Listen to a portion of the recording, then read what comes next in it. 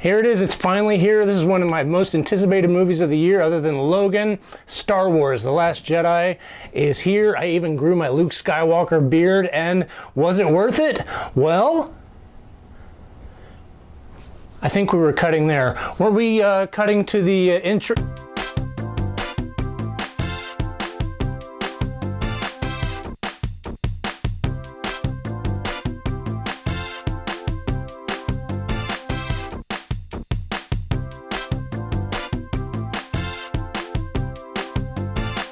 Hey everybody, welcome back to Drinks and a Movie. Chris Hamker back with you.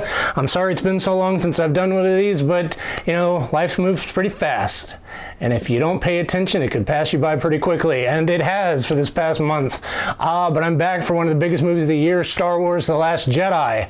And first of all, I just want to say happy holidays to everybody and a happy new year. Let's talk about Star Wars The Last Jedi. I'm doing this a little bit differently. I'm not going to make a drink for this one because I have a lot to say about this. I'm going to sit here, have a beer with you guys, and just have a little chat about Star Wars The Last Jedi. What I will do is I'll do a very short, spoiler-free review for you, and then go into like a nice lengthy spoiler analysis, spoiler-filled analysis for you. So I hope you enjoy it. Here we go. Star Wars The Last Jedi is written and directed by Rian Johnson and stars Daisy Ridley, Adam Driver, and Mark Hamill, among many others. And some of those others I'll talk about later on. Without spoiling anything, let me tell you about the plot. The plot pretty much takes off where The Force Awakens leaves off. Rey's hanging out with Luke, Poe's in an X-Wing probably, Finn's doing a lot of Finn stuff, Kylo Ren's being all weird and emo, and good versus evil and all that. That's all here. That's about all I can say about it. Listen, the reason I'm doing it this way is because, and the reason it's taken so long for me to do this review is because I found myself having to, which happens very rarely, having to watch this movie twice to really wrap my head around it. And really take it in fully. I mean, I honestly didn't know what to think about it, really. Something just felt off about it. I mean, full disclosure, I love Star Wars, and I think if you watch my channel at all, or my review of The Force Awakens and Rogue One, you'll know that I'm a Star Wars freak. My luggage, for God's sakes, it looks like a Chewbacca with the bandolier across his chest, and it's it looks like it's hairy.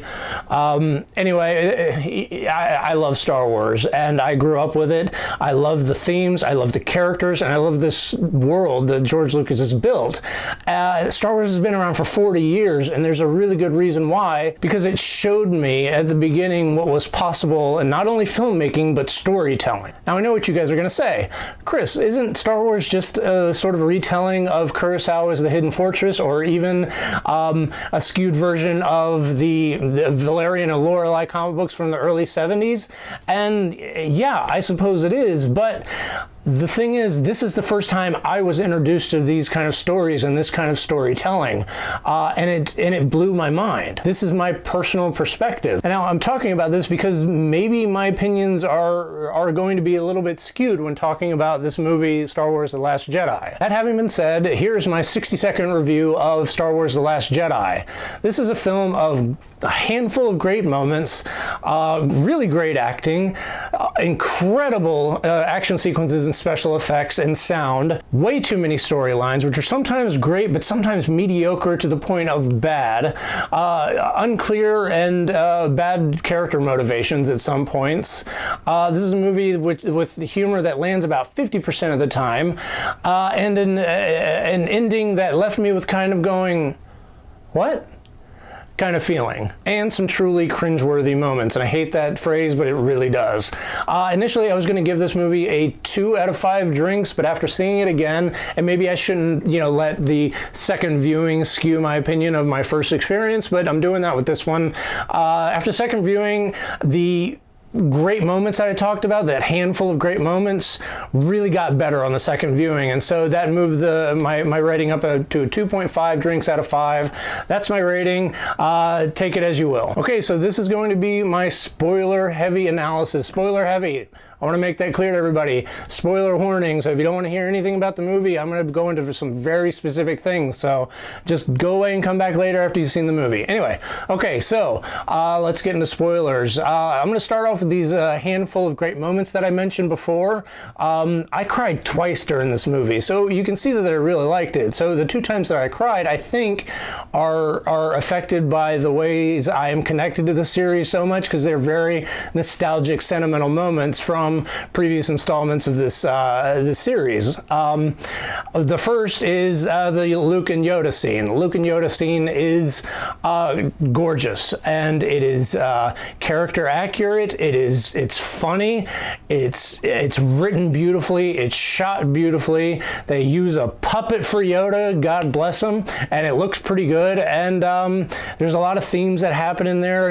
Yoda again teaching Luke to just stay in the moment, stop looking at the future and the past, and just be here, and also realize that your students or your children or whatever are going to grow past you and out of you, and you do what you can, but that's, it might be failure, it might be success, but all those things count as teaching moments, and that's what I thought was beautiful.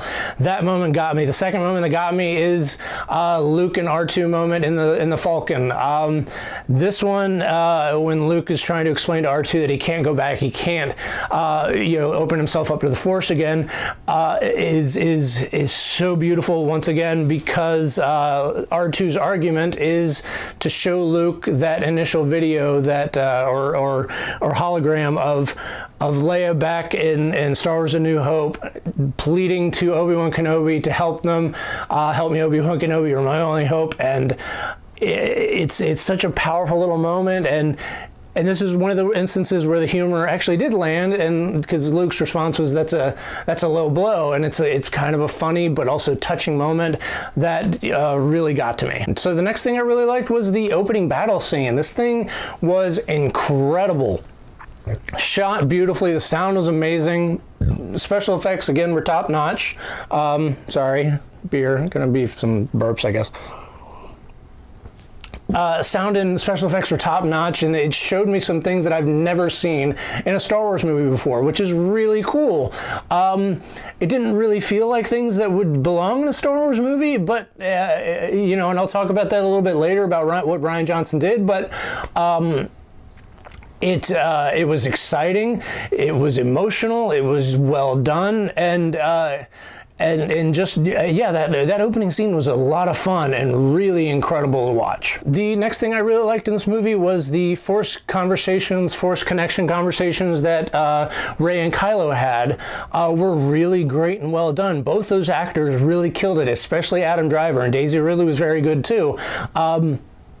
But those conversations really let their characters really interact really naturally, and they just let themselves evolve, and that's really good. And and it was also kind of a little bit humorous, a little bit, but everything just seemed so natural and just flowed really well. And sort of connecting to that, and what these scenes do is, and another thing I liked about this movie is the way the thing that happened between Kylo Ren and Luke, they gave you these reasons for what happened, or the telling of these stories from what happened from different perspectives, and I thought that was brilliant, because each one of those characters, Kylo and Luke, feel like that they were right, but it was from their certain point of view, which is quite a Star Wars mainstay, and I really love that. Now I'm just going to run down a list of some quick little things that I really liked. Porgs.